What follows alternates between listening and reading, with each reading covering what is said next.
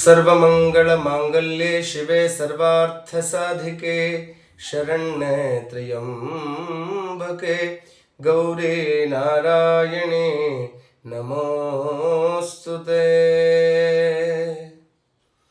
ಎಲ್ಲ ವೀಕ್ಷಕ ಬಾಂಧವರಿಗೆ ನಮಸ್ಕಾರ.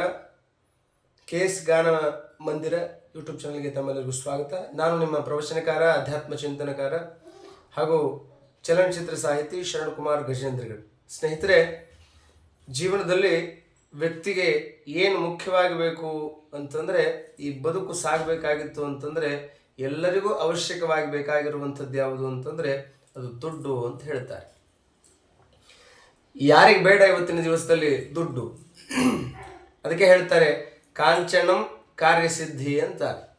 ಹಾಗಾದರೆ ದುಡ್ಡು ಇದ್ರೇನೆ ಇವತ್ತು ಒಂದು ಹೆಜ್ಜೆ ಮುಂದಿಡ್ಲಿಕ್ಕೆ ಸಾಧ್ಯ ಇದೆ. ಹಾಗಾಗಿ ಈ ಅತಿಯಾಗಿ ಓಡ್ತಕ್ಕಂಥ ಸ್ಪೀಡ್ ಜನ್ರೇಷನ್ನಲ್ಲಿ ಅವಶ್ಯಕವಾಗಿ ಎಲ್ಲರಿಗೂ ಮುಖ್ಯವಾಗಿ ಬೇಕಾಗಿರುವಂಥದ್ದು ದುಡ್ಡು.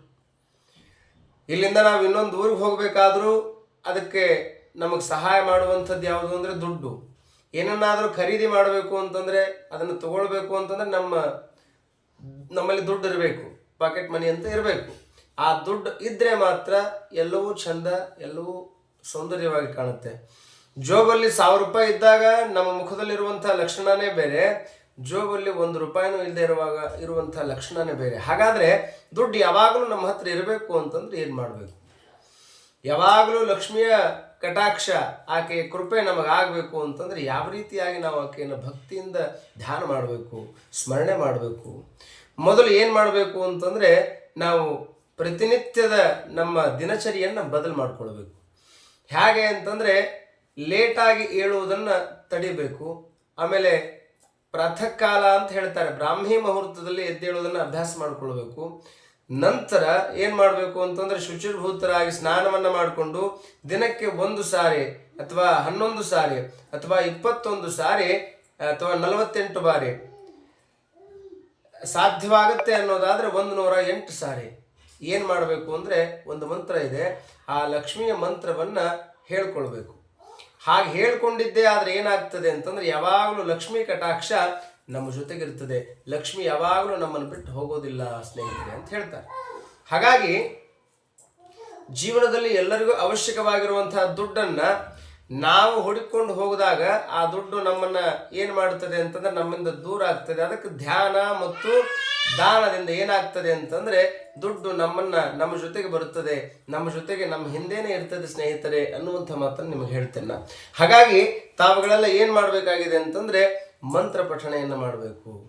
ಅಥವಾ ಆಗಂಗಿಲ್ಲ, ಮಂತ್ರವನ್ನು ಅದನ್ನು ಹೇಳಲಿಕ್ಕೆ ಆಗೋದಿಲ್ಲ ಅಂತಂದರೆ ಅದನ್ನು ಸರಿಯಾಗಿ ಕೇಳುವುದನ್ನಾದರೂ ಮಾಡಬೇಕು.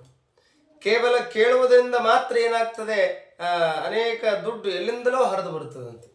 ಭಕ್ತಿ ಶ್ರದ್ಧೆಯಿಂದ ಮನಸ್ಸಿಟ್ಟು ಯಾರು ಮಂತ್ರವನ್ನು ಉಚ್ಚಾರ ಮಾಡ್ತಾರೆ ಅಥವಾ ಯಾರು ಅದನ್ನು ಕೇಳೋದ್ರಿಂದ ಏನಾಗ್ತದೆ ಅಂತಂದರೆ, ನಾವು ಅಂದ್ಕೊಂಡಿರುವಂಥ ರೀತಿಯೊಳಗೆ ನಮಗೆ ಆಗುವಂಥ ಕಷ್ಟ ಕಾಲದೊಳಗೆ ಬೇಕಾಗುವಂಥ ದುಡ್ಡು ನಮ್ಮ ಹತ್ತಿರ ಬರ್ತದೆ, ನಮ್ಮನ್ನು ಹುಡುಕೊಂಡು ಬರ್ತದೆ ಸ್ನೇಹಿತರೆ ಅನ್ನುವಂಥ ಮಾತನ್ನು ಹೇಳ್ತಾ, ಹಾಗಾದರೆ ಆ ಮಂತ್ರ ಯಾವುದು, ಮಂತ್ರದ ಉಚ್ಚಾರಣೆಯನ್ನು ಹೇಗೆ ಮಾಡಬೇಕು ಅನ್ನೋದನ್ನು ನಿಮಗೆ ಹೇಳ್ತೀನಿ ನಾನು. ಇಲ್ಲಿ ಆ ಮಂತ್ರವನ್ನು ನಾವು ತೋರಿಸ್ತಾ ಇದ್ದೇವೆ ನೋಡಿ. ಚತುರ್ಭುಜಾಂ ಮಹಾಲಕ್ಷ್ಮೀಂ ಗಜಯುಗ್ಮ ಸುಪೂಜಿತಾಂ ಪದ್ಮಪತ್ರಾಬ್ಜನಯನಾಂ ವರಾಭಯಕರೋಜ್ವಲಾಂ ಊರ್ಧ್ವದ್ವಯಕರೆ ಚಾಬ್ಜಂ ದಧತಿ ಶುಕ್ಲವಸ್ತ್ರಕಾಂ ಪದ್ಮಾಕರೆ ಸುಖಾಸೀನಾಂ ಭಜೇಹಂ ಸರ್ವಮಂಗಳಾಂ ಮಹಾಲಕ್ಷ್ಮೀಂ ಮಹಾಕಾರುಣ್ಯಪೂರಿತಾಂಗಿಂ ಮಹಾವಿಷ್ಣು ಹೃದಯ ಕಮಲ ನಿವಾಸಿನೀಂ ಧನ ಸಂಪತ್ ಪ್ರದಾಯಿನೀಂ ವಿಷ್ಣು ಮನೋಲ್ಲಾಸಿನೀಂ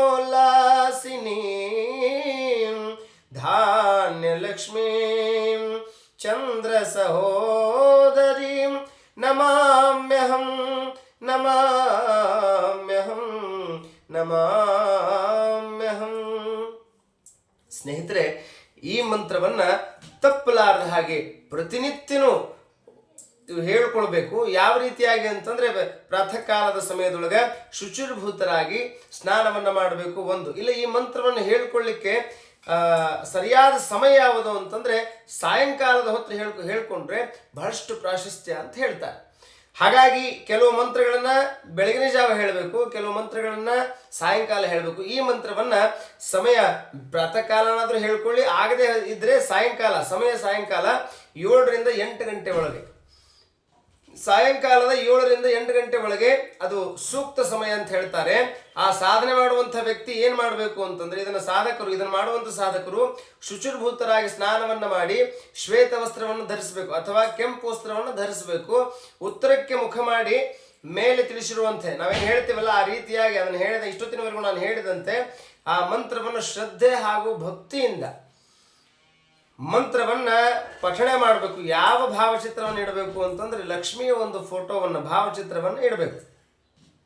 ಲಕ್ಷ್ಮಿಯ ಭಾವಚಿತ್ರವನ್ನ ಇಟ್ಟು ಅದರ ಮುಂದೆ ಕೂತ್ಕೊಂಡು ಅರಿಶಿನ, ಕುಂಕುಮ, ಕಸ್ತೂರಿ, ಚಂದನ ಹಾಗೂ ಇತರೆ ಅನೇಕ ಸಾಮಗ್ರಿಗಳನ್ನು ತಗೊಂಡು ಅದಕ್ಕೆ ಪೂಜೆಯನ್ನು ಮಾಡಿ ಅದನ್ನ ಪಠಣೆ ಮಾಡ್ತಾ ಬಂದ್ರೆ ಶೀಘ್ರದೊಳಗೆ ಏನಾಗ್ತದೆ ಅಂತಂದ್ರೆ ಧನ ಪ್ರಾಪ್ತಿ ಆಗ್ತದೆ. ಶೀಘ್ರದಲ್ಲೇ ಧನವಂತರಾಗಲಿಕ್ಕೆ ಸಾಧ್ಯ ಇದೆ. ಹಾಗಾಗಿ ಯಾರಿಗೆ ದುಡ್ಡಿಲ್ಲ, ಯಾರಿಗೆ ಬಡತನ ಇದೆ, ಅವ್ರು ಏನ್ ಮಾಡಬೇಕು ಅಂತಂದ್ರೆ ಆದಷ್ಟು ಬೇಗನೆ ಈ ಮಂತ್ರವನ್ನು ಕೇಳಿ. ಮಂತ್ರವನ್ನು ಕೇಳುವುದರಿಂದನೂ ದುಡ್ಡು ಬರುತ್ತದೆ, ಮಂತ್ರವನ್ನು ಹೇಳುವುದರಿಂದನೂ ದುಡ್ಡು ಬರುತ್ತದೆ ಸ್ನೇಹಿತರೆ. ಹಾಗಾಗಿ ಲಕ್ಷ್ಮಿಯ ಕರುಣೆ ಸದಾಕಾಲ ಏನಾಗ್ತದೆ ನಮ್ಮ ಮೇಲೆ ಇರಬೇಕು ಅಂತಂದ್ರೆ, ಯಾರು ಕೃಪೆ ಬೇಕು ಅಂತಂದ್ರೆ ಆ ಲಕ್ಷ್ಮಿಯ ಕೃಪೆ ನಮಗೆ ಆಗಬೇಕು ಪುಣ್ಯಾತ್ಮರೆನ್ನುವಂಥ ಮಾತನ್ನು ಹೇಳ್ತಾ, ನಾವು ಅನೇಕ ರೀತಿಯಾಗಿ ಅನೇಕ ಕಾರ್ಯಗಳನ್ನು ಮಾಡ್ತಿರ್ತೇವೆ, ಅನೇಕ ರೀತಿಯಾಗಿ ಕಷ್ಟಪಡ್ತಿರ್ತೇವೆ. ಎಲ್ಲ ಕಷ್ಟ ನಷ್ಟಗಳಿಗೆ ಎಲ್ಲ ರೀತಿಯ ಯಶಸ್ಸನ್ನು ಕೊಡುವಂಥವಳು ಯಾರು ಅಂತಂದ್ರೆ ಲಕ್ಷ್ಮೀ ದೇವಿ. ಆ ಲಕ್ಷ್ಮೀ ದೇವಿ ಸುವಿಜಯವನ್ನು ಕೊಡ್ತಾಳೆ ಎಲ್ಲರಿಗೂ ಅನ್ನುವಂಥ ಮಾತನ್ನು ಹೇಳ್ತಾ, ವಿಜಯಾರ್ಥಿಗೆ ಯಾರು ಆರೋಗ್ಯವನ್ನ, ಯಾರು ದೀರ್ಘಾಯುಷ್ಯವನ್ನ ಬಯಸ್ತಾರೋ ಅವರು ಈ ಮಂತ್ರವನ್ನು ಪಠಣೆ ಮಾಡಿ ತಾವು ಏನು ಮಾಡ್ರಿ ಅಂತಂದ್ರೆ ಆ ಲಕ್ಷ್ಮೀ ಕೃಪೆಗೆ ಪಾತ್ರರಾಗರಿ ಅನ್ನುವಂಥ ಮಾತನ್ನು ಹೇಳ್ತಾ ಎಲ್ಲ ವೀಕ್ಷಕ ಬಾಂಧವರಿಗೂ ನಮಸ್ಕಾರಗಳನ್ನು ಹೇಳ್ತೇನೆ. ಮತ್ತೊಮ್ಮೆ ಭೇಟಿಯಾಗೋಣ ಮತ್ತೊಂದು ವಿಡಿಯೋದೊಂದಿಗೆ ಸ್ನೇಹಿತರೆ. ಹಾಗಾದ್ರೆ ನಮಸ್ಕಾರ.